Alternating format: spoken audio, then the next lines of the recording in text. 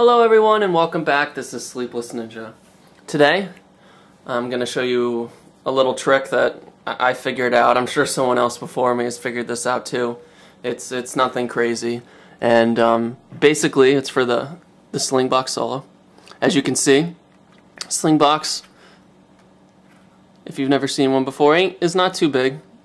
You know, comparative. Here, let's put a phone. Everyone knows what the phone size is. So it's about two phones in width and about half a phone in height there. And you basically place this near your video outputs that you want. You can hook them up in the back. You got your standard, you got your component, and your S-video. So for this lower Slingbox Solo version, it's a non-HD streaming version. There is a Slingbox HD, and it actually allows you to hook up in multiple inputs.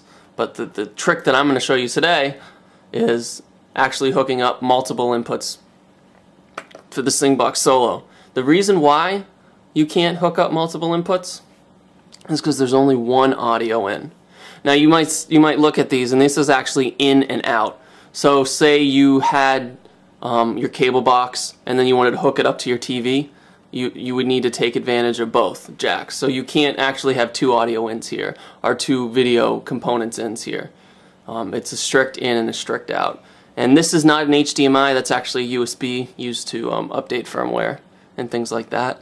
Of course, you need the Ethernet port. You plug that in to be able to stream over the internet and on your network locally. And then, of course, there's the power. And over here to the far right you can see is IR, which basically is a wire that connects to a couple transmitters that you can put in front of your devices so you can control them. And they have a very extensive library, so you can have a wide range of cable boxes, Xboxes, PlayStations, you name it. It's a really phenomenal library, as well as you can customize your own. So basically, this is the star of the show, though.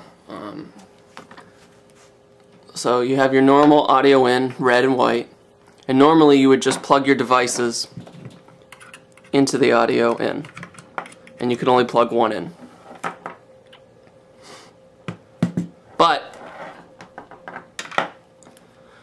through this kind of ability of splicing the wires using other wires, you can now have two. So I'll show you the breakdown. I wasn't able to find this all on one wire, but I have a list of, at least for inexpensive. There were expensive, like $50 to $80 ones, but I made this for about $12 of parts on Amazon. The prices fluctuate daily, so it might be more. It could even be less. So the first part is basically a male audio right-left in to a female head jack stereo, the default like stereo head jack, and you just goes in so. And then the next is a male stereo that splits to two female. So you just plug the male in, and then you have two female receivers. And then I just bought two separate right-left audio, female to stereo male, and then you just plug them in. And then from there you can plug in your Xbox, your cable box, your computer, any of your device's audios, and go crazy. And of course, you know, if you wanted to split it even more, because there are 3 video inputs, so you can split it even more, all you would do is you would buy another one of these the white ones, where it's male stereo to two female stereo, and just add an additional one at the end of this, like here, and then you chain it out to add 2 more inputs. So, and you know, there you go, as many audio inputs as you essentially want, and then you can fully take advantage of these multiple video inputs. And so Of course, you can switch between these devices on your Zoom, and you can control which devices are on because you're splicing the audio, so you're going to have all the audio going in at the same time, and you don't want to listen to all of it. So you'll have to shut one device down or turn the volume off in one device, and then just listen strictly to that. So we'll pan off now to the Zoom, and I'll just show you how to do that on the application. So now that we've finished our setup, we just let's go and test it out and see how it works.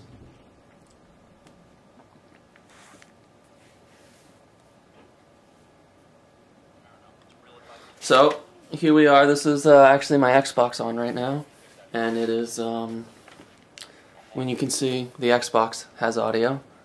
Now let's switch over to my cable box.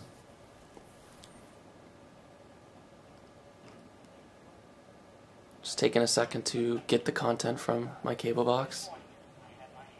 So you can see there's no video signal, and you can also notice there's still audio. So that's one thing you're going to be experiencing.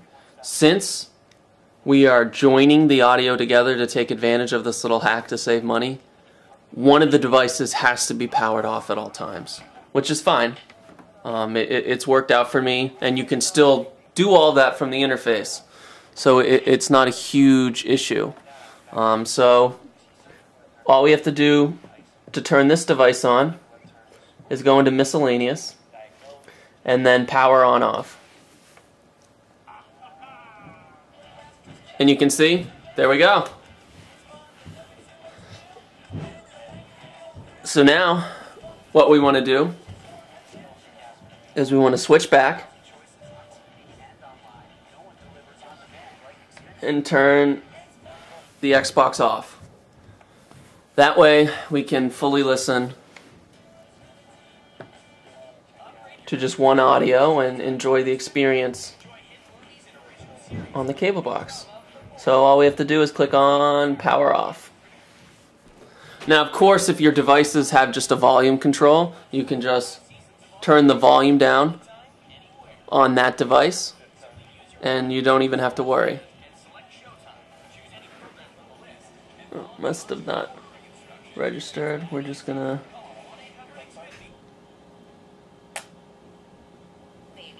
try again. There we go. Sometimes you have to double click, but you know it's not a huge hassle. So you can see now the device is turned off, and all we have to do is switch back to the cable box, and we are all set. We can now enjoy our videos.